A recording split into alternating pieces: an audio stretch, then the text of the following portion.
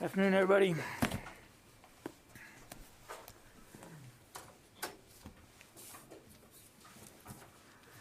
Okay, a couple things at the top here. At the request of the Indonesian government, we are sending airborne assets to include a Navy P-8 Poseidon maritime patrol aircraft to assist in the search of their missing submarine. Secretary Austin spoke to the Minister of Defense of Indonesia today to make sure he knew that this aircraft was coming, and also to make an offer for any other additional support or assistance that the Indonesian government might have. Indonesia is a good friend and a strategic partner. We were all deeply saddened to see the reports about their submarine, and our thoughts and our prayers are with the Indonesian sailors, the Indonesian Navy, and of course all their families. Also today, I think you saw, we let you all know that Secretary Austin is hosting all the military leaders for the Senior Leadership Conference. We do this every 6 months or so. This is his first one as Secretary of Defense. The chairman is obviously hosting right along with him. All the military service chiefs and secretaries and combatant commanders were participating. The president was due to speak to them. I believe that's happening right now. That was the schedule. I'll let the White House speak to that. And Secretary of State Blinken will also be joining for one of the last sessions of the afternoon. They've had a robust set of discussions, everything from an update on the China task force, the national defense strategy crafting process and how that's going, the retrograde in Afghanistan. They got an update from General McKenzie about that. Certainly our efforts to combat COVID-19, both inside the force and to support the American people. Sexual harassment, extremism, and a session this afternoon is going to be devoted to revitalizing alliances and partnerships. And Secretary Blinken will be assisting in that discussion as well. A couple of personnel announcements. We're pleased that Mr. Jamie Pinkham has been appointed to the position of Principal Deputy Assistant Secretary of the Army for Civil Works. That happened on the 19th of this month, and he's also serving as the Acting Assistant Secretary of the Army. He's also serving as Acting Assistant Secretary of the Army for Civil Works. That's a tongue twister. He will be establishing policy direction and providing supervision of the Department of the Army functions relating to all aspects of the U.S. Army Corps of Engineers Civil Works program. I think you know he's a citizen of the Nez Perce tribe and spent much of his career in the Pacific Northwest advocating for tribal sovereignty, self-determination, and treaty rights. We're delighted to have him on board. In fact, we onboarded 102 non-career officials and political appointees thus far. 2, of course, presidentially appointed, Senate confirmed. That's the Secretary and the Deputy Secretary, for a total of 104 individuals so far. So we're still working at this. Finally, the Secretary has designated Air Force Major General Sherry L. McCandless as the interim commanding general of the District of Columbia National Guard, a position that she will fill until President Biden appoints a successor. She will replace Army Major General William Walker, who is expected to depart the position tomorrow to become the Sergeant at Arms for the U.S. House of Representatives. Major General McCandless currently serves as the Director of the National Guard Bureau's Office of Legislative Liaison. And again, we appreciate her willingness to take on this duty in an interim capacity and for her willingness to continue to serve the country. So we're grateful for that. With that, we'll take questions. Lita. John, can you give us some sense of the additional forces going into Afghanistan at this point, what you expect, and whether this, the addition of bombers and some additional troops, is this a first tranche? Do you expect more? And then any sense that you have right now about any expectation or any sense that the Taliban is indeed making preparations for any attacks or anything like that? Anything you're seeing on the ground? Well, look, the Secretary's been clear. We have to assume. And it would be foolhardy and imprudent not to assume that there could be resistance and opposition to the drawdown by the Taliban, given their staunch rhetoric. So in light of that, and because, as you heard the Secretary say, we're going to make this a safe, orderly, and deliberate, responsible withdrawal, where force protection is at a premium, he has approved some additional measures today. He has approved the extension of the USS Eisenhower to remain in the Central Command area of responsibility for a period of time, and he has approved the addition of some long-range bombers to be deployed to the region. Two of those B-52s have arrived in the region. I'm not going to get ahead of future possible deployments, but I think it's reasonable to assume, as I've said before, that there could be temporary additional force protection measures and enablers that we would require to make sure, again, that this drawdown goes smoothly and safely for our men and women. I'm not going to speculate about future timelines or future assets. When we have things that we can speak to, we will. And again, I think you can understand operational security reasons. We don't want to get ahead of that. And can you just give us even a little update on the removal of equipment and other assets from Afghanistan? Will the Pentagon be able to give us any sense of what's being turned over to the Afghans versus what's already showing up at bazaars, frankly? So the General Miller and General McKenzie, they already had a retrograde plan in place because under the previous administration, there had been an agreement to be out by May 1st. They're revising those plans now and expect to fully present all that to the Secretary in coming days. So I'm not going to get ahead of that. But I think you can understand that as part of that plan, clearly, there's going to be measures that have to be taken place for the retrograde of equipment and systems. And so rolling stock, as we call it. Some of that will be brought back, shipped, cleaned, inspected, and brought back to the United States. Some of it will be inspected, cleaned, and deployed elsewhere in the region. Some of it will be provided to our Afghan partners, if it makes sense, and some of it will be destroyed. I know they're working through the eaches of that right now about exactly what, as we call it, rolling stock is going to be metered out along those four lines. I just don't have that with me today, and I wouldn't be able to provide it anyway. Again, because, as I said, General McKenzie and General Miller are adjusting their plan now based on President Biden's new direction, and then they'll submit that to the Secretary for his approval later on. Yeah, Abraham. Thank you, John. Could you give us any kind of update about Russia's announcement that it's going to pull back its troops from the Ukrainian border, but the fact that some of those are going to stay along the border, that there's some units deployed in Crimea? What kind of statement could the DoD provide about all of those actions, if they're happening, if they're not? Thanks. Well, I try to make it a point, Abraham, not to speak for other militaries. So some of your questions are far better put to Moscow than they are to Washington, D.C., to the Pentagon.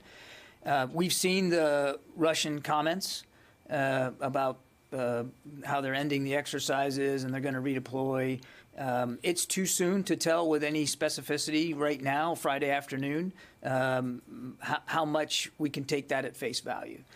So what I would tell you is we're watching this very, very closely. And again, continue to call on Russia to cease their provocations, to respect the territorial integrity of Ukraine, and to not contribute to activities that only make the stability along the border with Ukraine and in occupied Crimea less stable than it already is. But again, those are great questions for my counterpart in the Russian military, and I think that individual is in a far better position to answer those questions with better specificity than A quick me. follow-up to that, if I may, John. Are there any continued talks between the Secretary or DoD and their counterparts in Ukraine about providing any additional assistance? I'm sorry, there are more talks between... Between DoD and the Ukrainian military.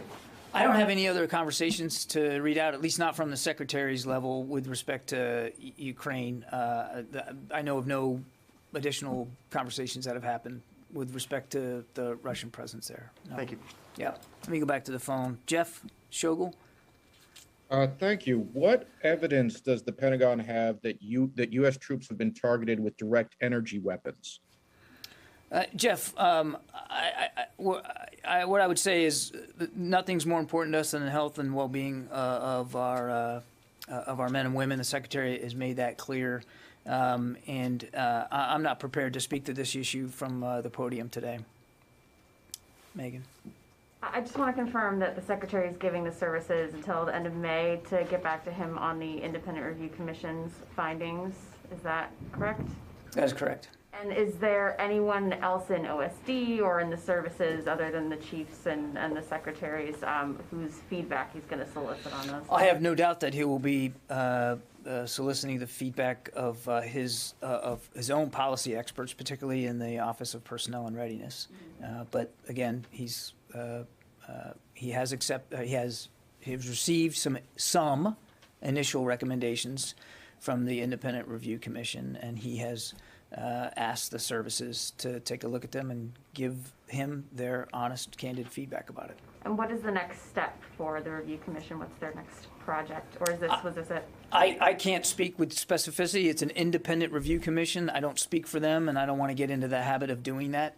I think when we saw Lynn Rosenthal up here earlier, she talked about the different lines of effort. There are 4 of them, and they're on a 90-day timeline. So these lines of effort are happening sort of at the same time, but on different tracks. And again, that's all I know, other than I know she's committed and the team is committed to wrapping up their work within that 90 days. But I'd have to point you to her for more specificity about that. Sure. Thanks. So when the Secretary received the recommendations, can you give us a sense of what he thought about separating the review, the judiciary punishment process away from the chain of command? I'm not going to get into specifics about what the recommendations were. I've seen press reporting. I'm not going to get into the specifics. These are initial recommendations.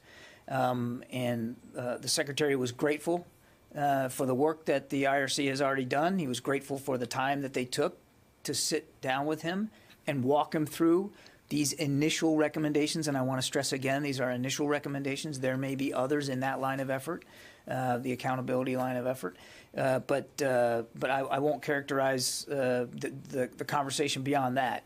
I think by dint of the fact that he has asked the secretaries of the services and the chiefs and the chairman, and he'll ask his policy experts to take some time to go look at these recommendations and give him feedback, that you can assume that that one outcome of the meeting was that he wants to keep an open mind about these. Can you give us a sense, if the secretaries come back and say, we want to keep this in the chain of command, has Secretary Austin kind of already thought about whether he thinks this should remain in the chain of command or not? The Secretary is grateful for the recommendations. He wants the services to have a chance to look at them and give him his feedback. He obviously will be taking all those inputs seriously as he weighs next steps, but I'm simply not going to get ahead of decisions he hasn't made, recommendations he hasn't received, or what the next step's going to be. I think we all need to remember that this is a 90-day process. We're only 30 days into it. They've only made some initial recommendations. And, we've got a long way to go between now and when they complete their work. And there's an awful lot of issues. I know everybody's focused on this one. There's 3 other lines of effort that they're working on. So there's a lot of other issues to try to tackle this problem. The last thing I'd say on this is just again, without getting into any detail, but hopefully this conveys to you how seriously the Secretary is taking this particular issue. And it was an issue that was discussed today during the Senior Leaders Conference with the chiefs and the combatant commanders, the issue of sexual assault and harassment, not these recommendations specifically. But it's an indication, I think, of how important this is to him, at trying to get at solutions that can work. And he wants to, as Ms. Rosenthal said, and as I've said, he wants to keep an open mind about the possibilities of actually trying to make a difference. Yes, ma'am. So 2 questions. First of all, to follow up on Afghanistan, can you just talk a little bit more about why specifically the bombers were sent? Is that deterrence? Is it to attack the Taliban? What is the purpose of that? I think I answered that question when I answered Lita's. I mean, we want to make this a safe, orderly, and deliberate drawdown. We've made it clear that force protection is going to be a priority as we begin to move all our military personnel out of Afghanistan. And that means giving the commander on the ground, General Miller, options to make sure that our forces and our troops and those of our allies are protected as they move out of the country. And things like bombers provide you options. Things like strike aircraft off an aircraft carrier provide you options. Options are important in a mission like this. And what about Special Forces troops for security protection? Will there be additional troops going in? As I said earlier, it's entirely possible that there will be a temporary increase of some ground forces and enablers, not just for force protection, but also for logistical and engineering support that will have to go into Afghanistan to help us make sure this drawdown gets done on the timeline and in a safe, orderly way. I'm not going to speak to any greater specificity on other potential enabling functions than that. But Just it's certainly sorry. possible that more will go. On a different subject, on the directed energy attacks, can you say, are you concerned by the possibility of these kind of directed energy attacks on troops in the field? We're always concerned about the health and safety of our men and women, wherever they are and whatever mission they're doing. And as I said before, the Secretary takes that very seriously. I'm simply not going to speak to this particular issue. I've seen it in the press. I'm just not going to be able to speak to it today, except to make it clear that we take the health and safety of our people very, very seriously, and we want to know if and when that health and safety is put at risk. We want to make sure we better understand why that's so and how that came to be. Okay, Dan Segalin. Hi, yes. So during the campaign, Joe Biden promised that he wanted all felony crimes committed within DOD to be handled by independent legal corps, not just sexual assault, but crimes like child abuse and murder. If Lynn Rosenthal's charter and her recommendation is only that sexual assault be handled by an independent chain, what about the other crimes? Is that something that Secretary Austin is also considering moving from the chain of command? The Independent Review Commission is designed to make recommendations about sexual assault, sexual harassment, and I'm not going to speak for them and for their specific initial recommendations. The Secretary wants to make sure that we look at this thoughtfully and carefully, but urgently. That's why we have a 90-day limit on this commission. It was a 90-day limit that was established by then candidate Biden and now our commander in chief, and we're taking that seriously. So again, Dan, I don't want to get ahead of the process here. He wants to make sure that we keep an open mind, that we find creative solutions that will work, and that's what he's asked the IRC to do, and they're hard at work at that. Sylvie. Right, but if their charge is just sexual assault, yet advocates who want reform in this area also want all felony crimes to be considered by independent legal authorities, is that being considered anywhere or within DOD? Dan, I don't have, I'm not aware of another effort to look at that. Again, the IRC is focused on sexual assault, sexual harassment.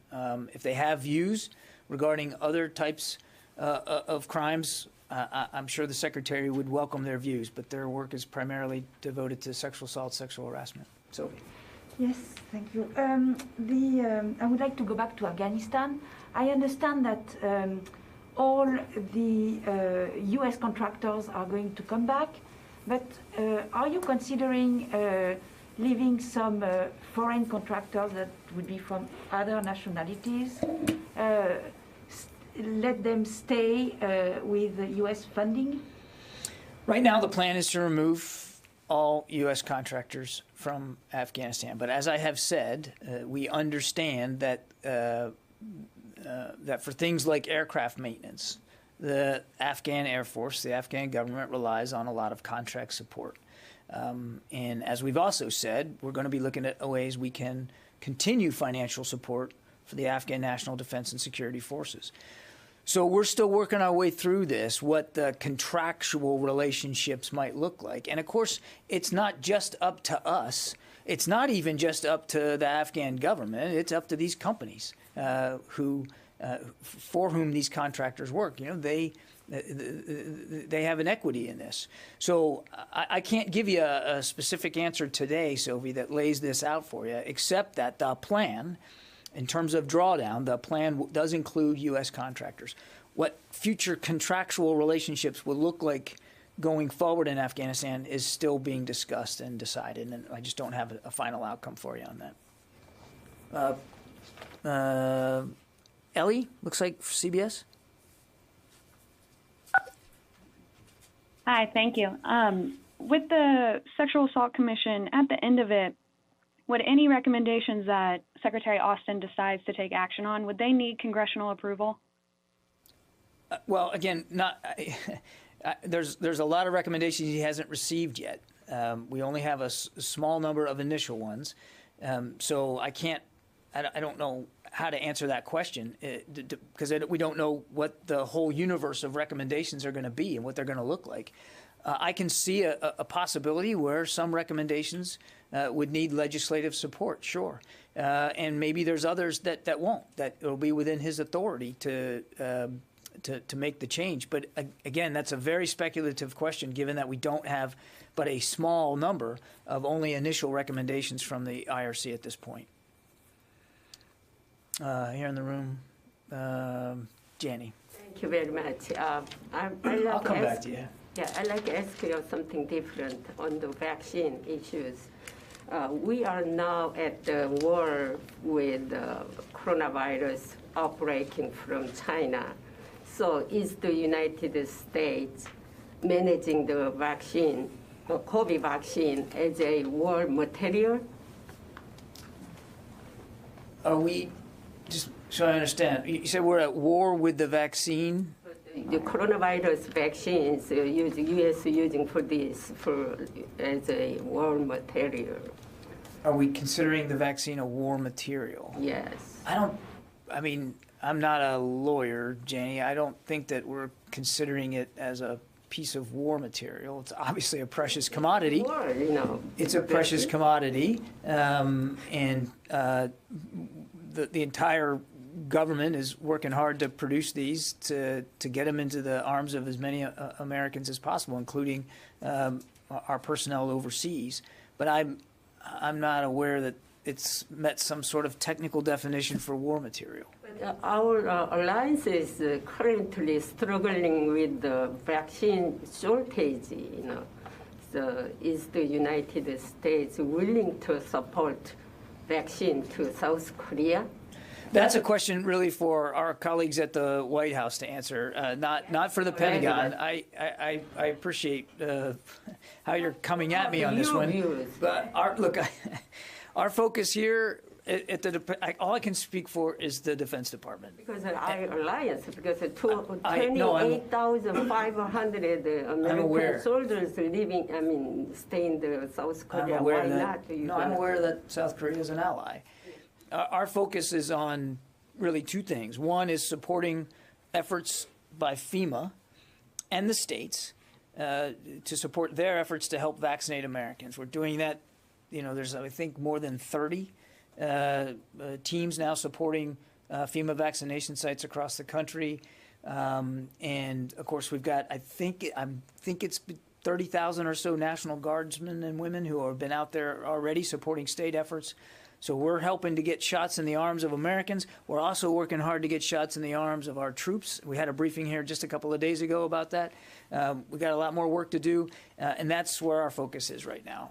Decisions, wait, I know you aren't going to like this answer, but it's the truth. Decisions about other populations getting these vaccines is not for the Pentagon it's not for us to make. President Biden mentioned yesterday, he said that if leftover vaccines, they're going to the priority to the Quad members first. So South Korea is not a member Quad. So what about you considering about the South Korea? I think you're beating up on the wrong spokesperson. No, this is really a question better placed to my colleague at the White House than to here. I mean, we're very mindful of our security commitments and our in the treaties that we observe. 5 of our 7 alliances and treaty alliances are in that part of the world. Secretary visited Seoul on his very first trip overseas. I mean, we take seriously our commitments to South Korea and to our allies and partners there. But as for this particular issue, that is not a question that the Pentagon can answer. Okay? Thank you. I asked your views, but you didn't. I'm not allowed to have views. Oh, right. Not That's me. Okay. Thank Not you. me. Lee Hudson, Aviation Week. Thanks. You already answered my question. Okay, good. One less to worry about then. Yes, sir. Thank you. Yesterday, the Japanese Self-Defense Force announced Japan and the United States and France would conduct the first trilateral military exercise in Japan next month. How significant is it for European countries to get more involved in military exercises in the Pacific region as the United States is competing against China? Do you think the Europeans' participation would make the U.S. deterrence more robust? Thank you.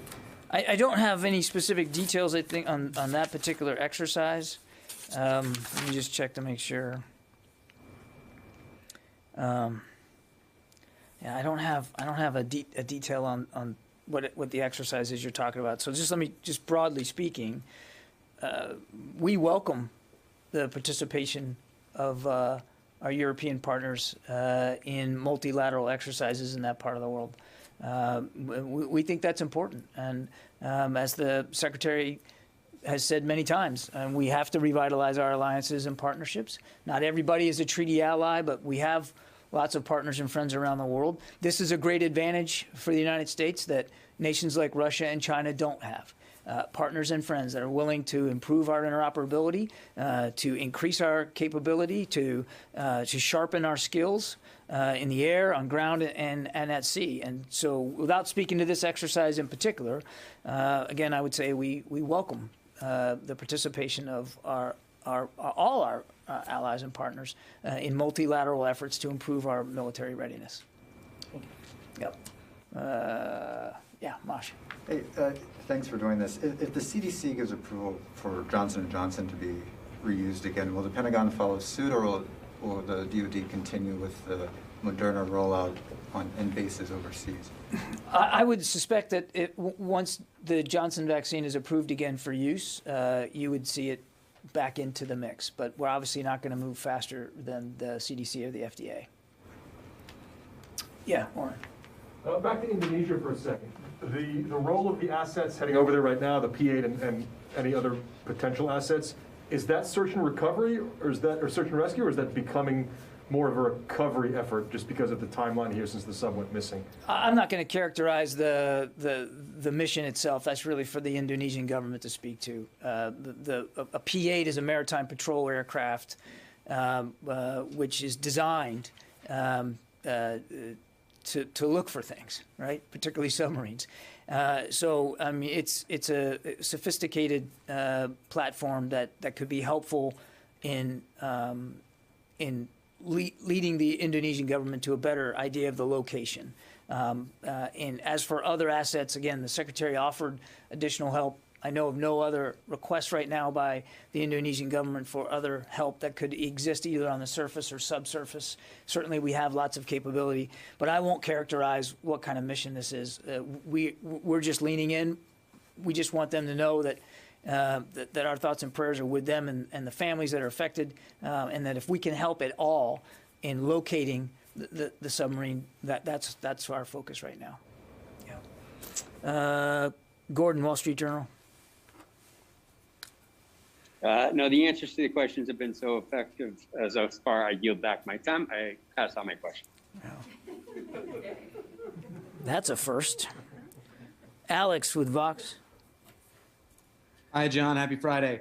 I just wanted to know, we know that the U.S. support in Saudi Arabia is defensive in the war in Yemen, but we still have no direct answer as to whether or not the U.S. is providing maintenance or refueling or logistics support to the Saudi Royal Air Force. Can you confirm that first? Can you let us know if that is indeed happening right now? I'm going to have to take that question, Alex. I don't have that level of detail, so I'm going to have to get back to you on that. Okay. The only reason to know is Special Envoy Tim Lenderking said he was out of the loop from the Pentagon as to whether or not that was happening, and so we were hoping to inform him as well as us on that. I'm sure it was really more to inform you than him, but I take the point. I'll take the question, and I don't know how much detail we're going to be able to provide, but we'll see what we can do to help you. Tara. I have a couple of follow-ups on the missing submarine. Could you walk us through what type of support the U.S. could provide if the submarine is located to help bring it to the surface if it does need help surfacing? What our ships are capable of, or how we could help in that manner? That, I mean, again, I don't want to get ahead here on the operation. It's right now to help the Indonesians find where it is. That's where we are right now. So I really would be reticent to speculate about what might happen in the future. But just broadly speaking, so much depends on if you're going after an object underwater, whatever it is, the condition it's in, and how deep it is, and also what the bottom is like, and what the currents are like. I mean, there's a lot to take in, and raising something from the bottom of the sea is dangerous, painstaking work. We have some capabilities to assist in that, but again, a lot of it depends on so many factors that it just wouldn't be prudent for me to try to get too far ahead of the process here. Right now, we want to help them find this submarine, and we want to do whatever we can, whatever they need us to do or would like us to do to help them find it. Okay, and second on the retrograde, when mine rollers and MRAPs were first brought into Afghanistan because they were considered sensitive equipment, a lot of that was sent along specific routes that were guarded or they were flown in. What sort of estimates are being made for, are all of the MRAPs and those types of vehicles going to have to be flown out, or are they going to go over the land? And any sort of cost estimates you guys are generating? The rolling stock, I like that phrase, so I'm just going to keep using it. That we would be removing from Afghanistan would largely be done by aircraft, by cargo aircraft, U.S. Air Force assets. That's my understanding as it stands right now. And again, some of it will stay, some of it will be destroyed. But the vehicles and the equipment that is going to be taken out will be taken out by air. And as you know, that's the most expensive way to transport any military equipment. Is the Pentagon doing cost estimates for how much it will cost to get everything out by the deadline? Certainly. I mean, there's no question that we're going to be taking a look at what this is going to cost. That's always a factor whenever you conduct an operational mission. There's a financial cost to that. I don't have that figure for you right now.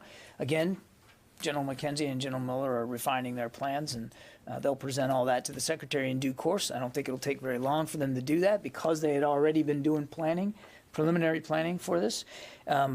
So yes, there'll be a financial cost to it. I don't know what that will be.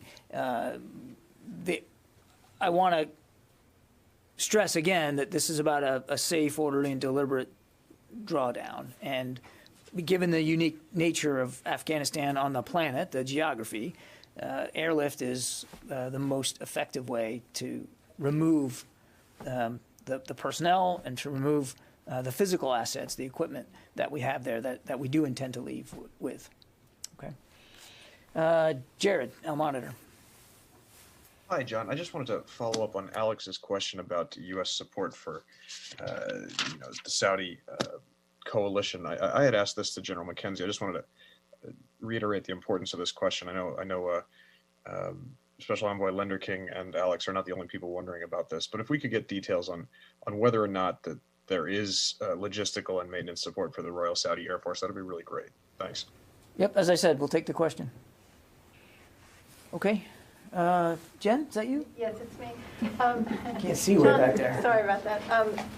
John, do you have any updated stats on the number of COVID vaccine shots that have gone into military arms, and how many are left, and any stats on vaccine hesitancy in the military or amongst military families? So we have all those numbers online now. But as of today, 85% of the vaccines received by DoD have been administered. Total doses delivered inside the Defense Department, 3,365,100. Total doses administered, 2,668,000. Dang it. 2,668,618. Of those, Jen, initial dose, for people that are taking either Pfizer or Moderna, 1,647,030 are initial doses. Second doses total 958,027. For those getting the Johnson vaccine or who have gotten it thus far, it's 63,561.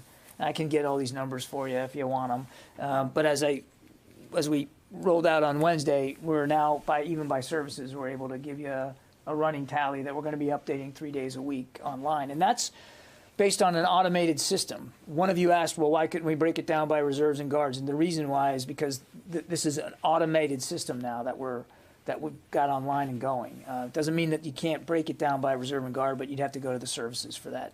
What we're trying to do at the DoD level is an automated updating 3 days a week, and it's using the Advana system, electronic health system. And in general, would you say what percentage of the force has been vaccinated? I don't have that on hand. I'd have to go look at. We'd have to go look at it. But remember also, Jen, that it's the percent. You have to not everybody's eligible, right? Now, as of the 19th, everybody's eligible, but not everybody has, quote unquote, been offered it. In other words, not everybody has scheduled their chance to come in. So we just worked basically through Tier 1A and Tier 1B in the force. Most of the force is now in Tier 1C or Tier 2, which is now everybody. But that just started come the 19th. So the denominator is bigger, obviously, than the numerator right now as we work our way through. So when you say what percentage of the force, we can try to do that math, but you need to caveat it by understanding that it's only a subset of the whole force that have even been offered the chance to have it right now. Of those who've been offered, do you have any statistics on vaccine hesitancy? I don't. As I said, we've said this before. We're not tracking, as you call it, vaccine hesitancy at the OSD level. That's the services might be able to give you a better sense of what they're seeing at their levels or down at local levels, and that's okay if they want to speak to that. But we're not tracking that. What we're trying to do is give you the whole numbers of how many people are getting it, and again, who's getting the first, who's getting the second, as we continue to move through the tiers. Thank you. Yeah. Yes, ma'am. There's an Arleigh Burke-class guided missile destroyer being commissioned tomorrow in Pascagoula, Mississippi. Does it have a crew? Can you talk a little bit about what the next steps are? Does it go on a shakedown voyage? What happens after commissioning? And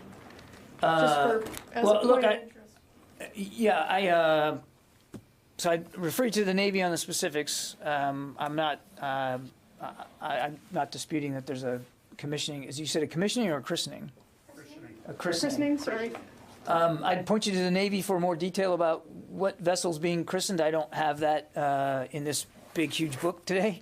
But I can tell you that, just because I have a little bit of experience with the Navy, that when a ship is christened, it does have a crew. It has a pre-commissioning crew already assigned to it, including a commanding officer, an executive officer, a leadership team, that work right alongside the shipyard workers to get that ship ready for her eventual commissioning and use in the fleet. Now, at the christening level, you may not have all the crew assigned that you'll eventually have, but certainly by the time this ship is commissioned, she'll have a full up ready crew. The crew not only is helping the ship get ready, they're helping themselves get ready, building out the structures, the organization, making sure that they're all trained for the jobs that they have to do to put that ship to sea and to fight her. But I'm afraid I don't have much more detail on that particular christening. the Navy would be, I'm sure, delighted to brag about their newest destroyer for you. Okay, oh, we got one more. Yeah. Thank you. Yesterday, General McKenzie was talking about diplomats going out and trying to figure out what the art of the possible is in terms of basing agreements for the counterterrorism mission without U.S. troops being in Afghanistan. The State Department earlier said it had a virtual conference with several key Central Asian nations. Did they discover what might be possible, and did they pave the way for future or set up any future discussions between the Defense Department and those countries' militaries about basing agreements? Any progress? I'd have to point you to the State Department for details about those kinds of discussions. I can't go any further really than General McKenzie did. Certainly, we would support diplomatic efforts to explore those kinds of opportunities for the kinds of counterterrorism capabilities that we'd like to have in the region.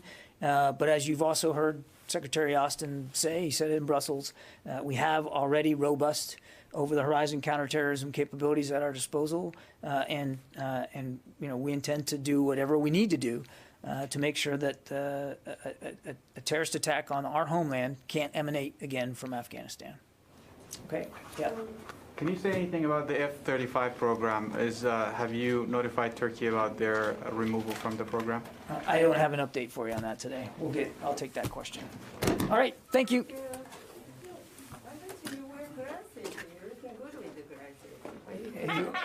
You want the glasses back on, huh?